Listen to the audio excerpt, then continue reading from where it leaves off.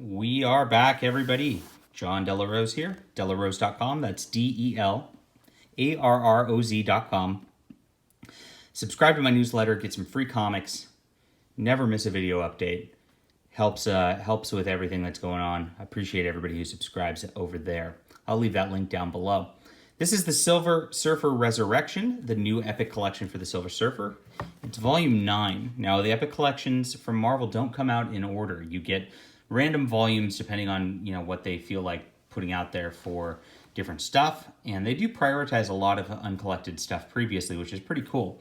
And this contains Silver Surfer 76 through 85, Annual 6, Silver Surfer Warlock Resurrection 1 through 4, and Secret Defenders number 9 and 10. So a good smattering of stuff.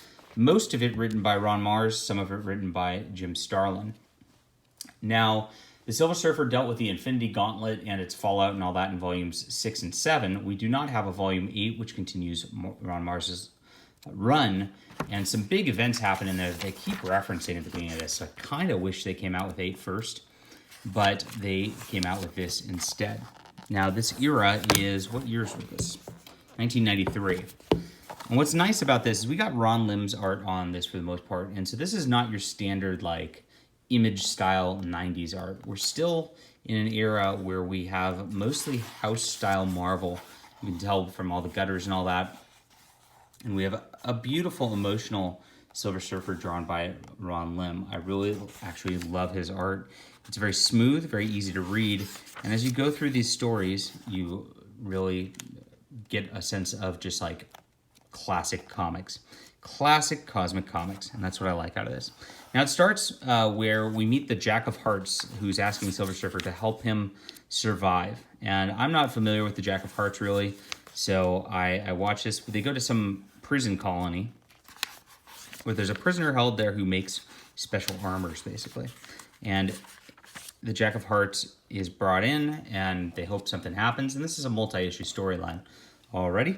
And we get Nebula showing up. Now, Nebula is a really famous prisoner, and she's being brought in to prison, and we get it to be continued. So the Jack of Hearts is dealing with his armor guy because Jack of Hearts is dying and needs to contain his energy or whatnot. And Nebula starts a prison break after a really raunchy scene here where it's implied that they're going to do bad things to her. It's a little, I'm surprised this gets past the comic code at point, but I guess by 93, are we still we are approved by the comics code. I guess you can imply that kind of stuff in comics code books as long as you don't show it. Interesting. So heavy stuff right there. Ron Mars's pacing is really good. It's super fast, and we get really into the storyline real fast as Nebula then plans the escape, and I guess a bunch of her crew's on this prison planet, so they want to get out there. Since the art's so consistent across it, I don't have a ton to say. I absolutely adore Ron Lim's art. He's one of my favorite Marvel artists. I think he does a great job all the way around.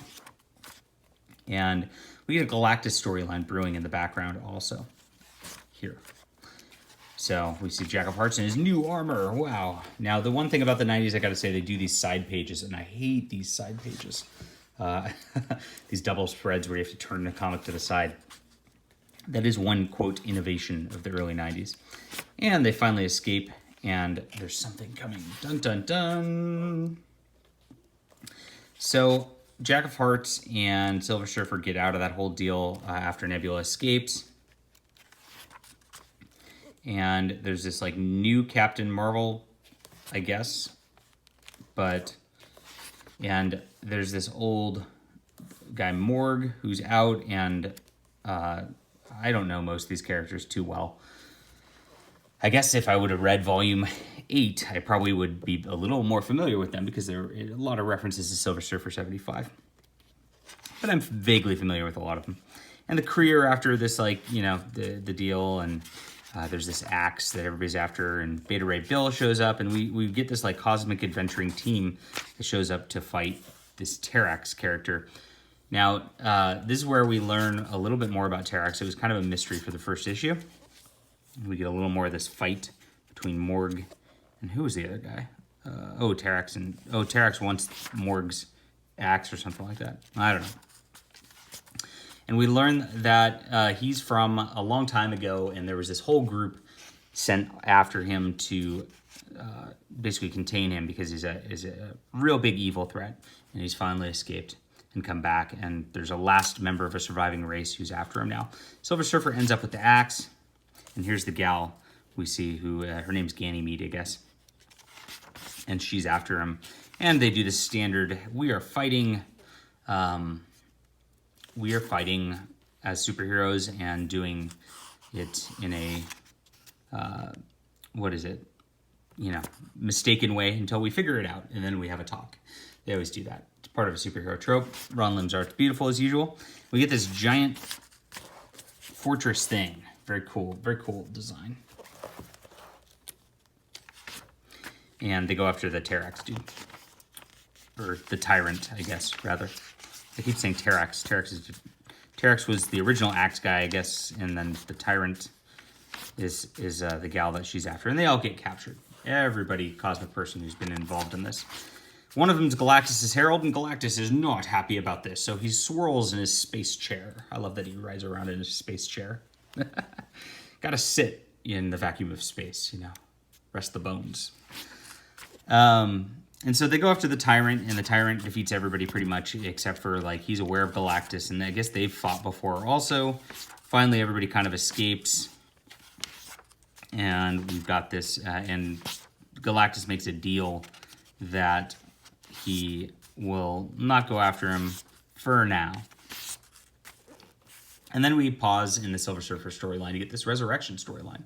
This Resurrection storyline is written by Jim Starlin, so it ties into a lot of the older stuff, because Starlin did the work before Ron Mars, and it also ties into some of the Infinity stuff, because it's got Warlock involved with it also. So it's a nice read, especially if you've read all the Infinity stuff.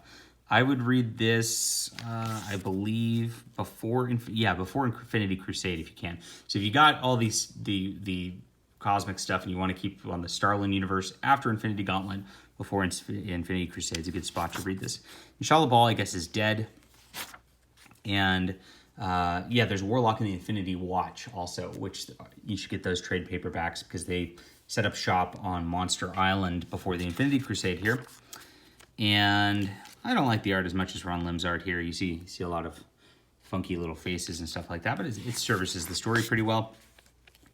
And basically, Warlock promises that he's going to bring Shalabal back from the dead. So they actually deal with death in this. They go after Shalabal into some weird area. They fight some demons. And they do bring her back. Hey, oh my gosh. Too hot for YouTube. And it goes through a storyline where they eventually need to get her soul, even though her body's back. And guess who has her soul? Mephisto.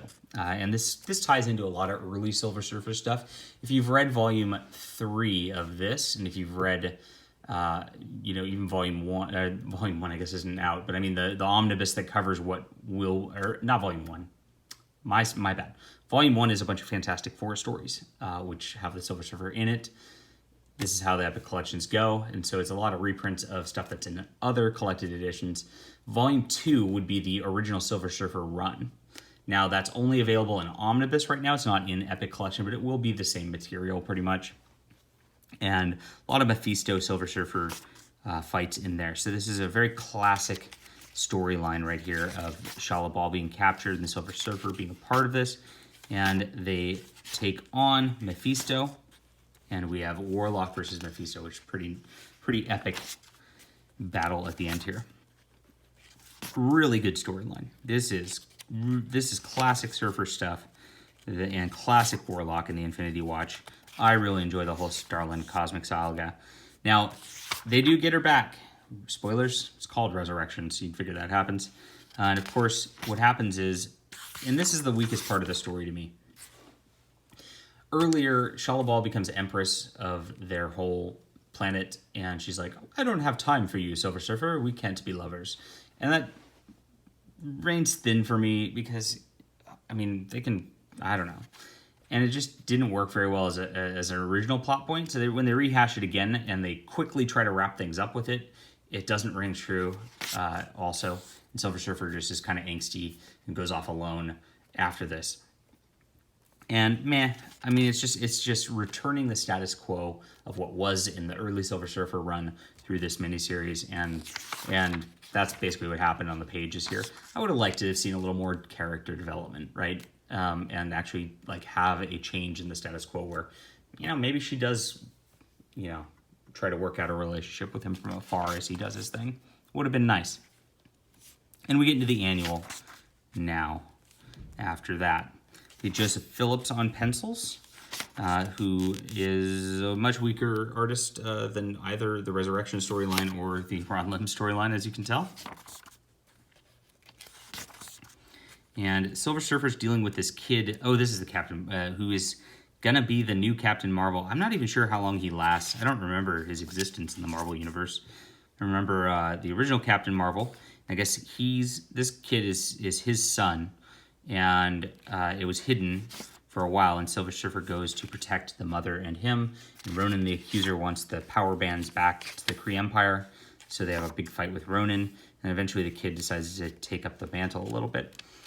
Like I said, I don't remember this character at all, and so I don't know how much of an impact he has, but is what it is. And we get Terrax with his axe in this storyline, backup story here.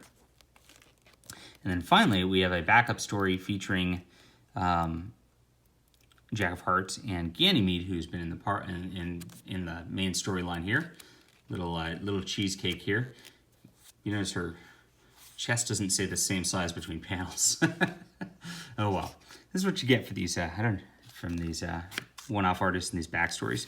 But they get attacked basically, and there's a love story between those two. I wouldn't have cared about Jack of Hearts until I read this volume. Now I actually kind of care about the character. And we pause and stop everything. Why? Because we have an Infinity Crusade crossover. So definitely read the Infinity Crusade. This takes place around issue 4 of the Infinity Crusade, and the Infinity Crusade is the most annoying out of all the crossovers because there's so many different tie-ins, and actually the main storyline rolls through so many different books. Make sure to get those trade paperbacks or the omnibus when it comes out. And you should read Infinity Crusade at least 1 through 3 before getting into this Silver Surfer stuff. He fights Firelord because Firelord is basically mentally enslaved by the aspect of Adam Warlock, who's the good one, I guess, trying to rewrite things. Thanos shows up, and Thanos is just kind of in the background. They don't really interact too much. The Silver Surfer almost dies in this, crash lands on a planet, and it's just crossover. And who's drawing this? I did not like the art on this level. Look, I just don't like these like chunky lines. It might be the anchor who caused this. Who's the anchor? Tom Christopher? I don't know. But if you look, everything looks really funky from the size of the head to the body and everything else. It just doesn't work out. But it's a big crossover, and it's definitely the type of crossover event that the storyline is trying not to impact too much, because they're in a predefined set of what they can do between issues of the crossover. And so it just really just interrupts the Silver Surfer storyline. And this is what I hate about Marvel events, is they interrupt every storyline. We had that cool Terrax and the Tyrant thing going on, and Morg, from being Galactus' Herald powering the Tyrant. And it's not really resolved yet. Now we have to spend 3 issues of just random, like, Surfer fighting Wonder Man and Storm. I mean, what the heck is this? Look at this. This is what I'm talking about, that. And that's barely even defined art right there. I mean, I don't have to... I blame the inker on this. All right. And, they put a guest penciler who didn't even try. A guest inker who really isn't that great all the way around. And it's just sad. So that's that. That's the end of the Infinity Gauntlet. This is pretty cool. I also never knew there was a Secret Defenders book. I hope we get a full book that goes over this whole run, because it's pretty neat stuff. You get Doctor Strange, War Machine, Silver Surfer, and Thunderstrike. Now, War Machine and Thunderstrike are kind of replacing Iron Man and Thor at this juncture of things. And the original, I guess, Defenders were Strange and, So yeah, it's pretty cool. Now I also don't much like the art on this. Is this Tom Grinberg? I guess it's the same guy who did the last one. Maybe it is the pencils that was the problems, because the ink, it looks just as bad here, maybe worse than it did before. But basically, Surfer and Thunderstrike and War Machine go off to fight. Oof. Gosh, such bad stuff. And we get a return of Nebula. So it really sets up the beginning of Nebula's deal at the beginning of this book, and it bookends with this as they go after her and try to take her down. And it looks like all of our heroes are going to die. It's a big knockdown, drag-out fight, basically. But it's fun watching Thunderstrike and War Machine do their thing. Silver Surfer finally breaks through of his bonds at the end. Gosh, I mean, this is rough 90s art right here. This is like the worst of 90s art in every way. And they finally kind of take everybody down, and that's it. So that's it. The back 5 issues were not the best with the crossover. I did appreciate the wrap-up of the Nebula storyline, at least from the writing perspective. That was really good, even if the art didn't work out very well. But beyond that, this was a very fast read. Ron Mars's pacing is some of my favorite. I love the way this guy writes. Jim Starlin's deal was good too. So even with the crossover issues, which really, kind of just stalled out the storyline, and with the couple of issues at the end that had bad art, this is still an 8.5 out of 10. This is one of my favorite Epic collections. I've just been enjoying the Silver Surfer stuff immensely. Great setup. I really wish I had Volume 8 to go into this, because I feel like that experience would be a lot better. So if you are getting into the Silver Surfer, maybe wait till 8 comes out, and then you can read 6, 7, 8, 9 together, in a row, and that would be a really cool experience, I think. Otherwise, good stuff. Love it here. Looking forward to more. And hit that like and subscribe button, everybody. See you.